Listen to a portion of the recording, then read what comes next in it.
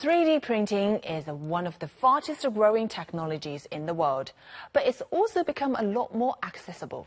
Let's see how 3D printing is finding its way into everything from construction to cosmetic surgery and even personal use at home. 3D printing goes far beyond just action figures. And with this relatively new technology expanding every day, it's rapidly integrating into many different parts of our world. Today we'll talk to a few professionals using 3D printing in new and fascinating ways. 上海据我了解，这些领域也是很广泛的，比如说有打印房子啊，前段时间就报道过很多。 Last year in Shanghai, 10 3D printed houses were built in just 24 hours, using 2-centimeter layers of concrete. Now this new tech has gone even further, with Ingchang Construction printing 2 storage mansions in just 3 hours. The structures are now being imported to different parts of the world at 2,500 to 3,500 RMB per square meter.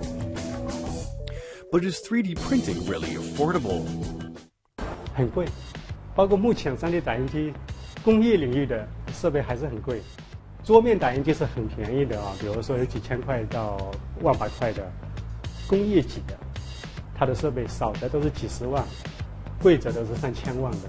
首先的区别就是材料上面，啊，还有精度上面，还有呢，我们就是说在产能上面，这个是都有很大的区别的。我们现在用的这个完全打出来就是彩色的，不需要后期再去上色。 这个是全球目前是唯一一款360度的，你站在这边，我们通过扫描技术把360度的数据完整的采集起来。这个时候，首先不要说是我打印一个多大的，我就光这个数据，我未来的应用会非常广泛。你可以做一个迷你版的自己，也可以做一个1:1的，打出来跟你自己等级高的，甚至让它穿上衣服，甚至让它我们还可以有一些机器人的 动作行为，让你这个1:1都可以走路、说话、开口讲单的对话，这些都是可以实现的。 Ji Xiaoyi is looking to construct robots using 3D printing, a future that's grown ever brighter now that human prosthetics are also being printed in the States. Alex is a 7-year-old boy born without an arm. Now he's getting his new prosthetics printed using 3D printing.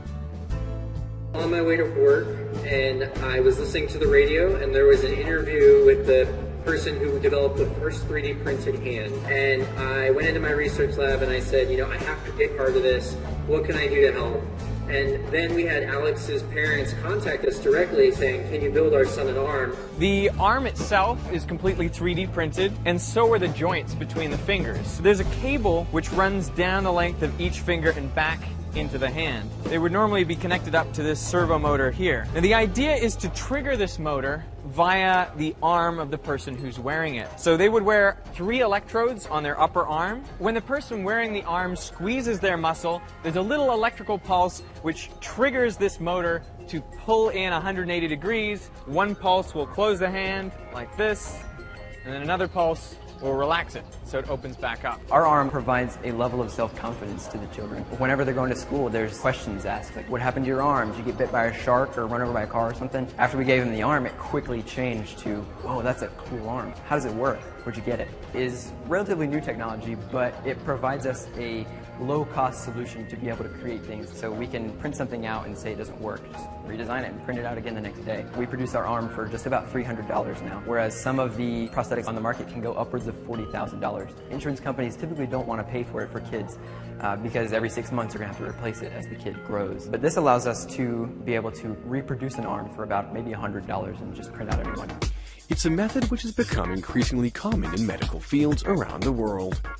Dr. Alex Poon from Park Clinic in Sydney uses 3D printing for cosmetic and facial reconstruction surgery. I went through the Australian plastic surgical program, and then I went overseas to both New York and Cambridge. I work in one of the biggest hospitals here in Sydney called the Royal Prince Alfred Hospital, and I'm the director and one of the lead partners in Park Clinic Plastic Surgery here in Sydney. As one of the top surgeons in Sydney, Dr. Poon was among the first who decided to use 3D printing on his patients to maximize precision in his surgery. Every operation takes a great deal of planning. In our practice, we use the latest 3D modelling program and imaging system called the Vectra imaging system. That's very, very helpful so that the patient can sit opposite you and then see, for example, with a rhinoplasty surgery, you can have your face imaged and then sort of adjust how big or tall or small the nose you want to be. This is what you started off as, right? So you started off like that, and then after talking to somebody using the simulation, and that's what you would like to be. We also do scans such as CAT scans as well as X-rays to help plan the surgery. When it comes to planning something like that, it's not as simple as just clicking on the buttons to make it happen. Ultimately, surgery has to be done with your hands, so there's a great deal of planning involved. There's also a great deal of artistry involved with being able to mould something with your hands. In this case, it just happens to be a facial skeleton of a human being. So this lowers surgery time, lowering surgery time at around £60 a minute. It only takes a few minutes and you've paid for the model. They're not expensive. So this patient required a facial reconstruction, and having the model enabled the surgeon to plan the operation in his office. He could make cuts and realign the cheekbone to match the other side, and then it's waxed back into place. So from there, he can make surgical guides. So when he goes into the theatre, he's making the small incisions.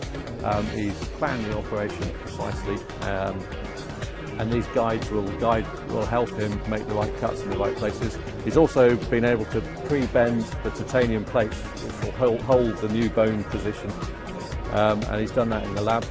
So when he goes in, those plates will go straight on. With 3D printing still in its early stages, it's amazing to see what it's already accomplished. And with both the technology becoming cheaper and more advanced, the future of 3D printing should be very exciting.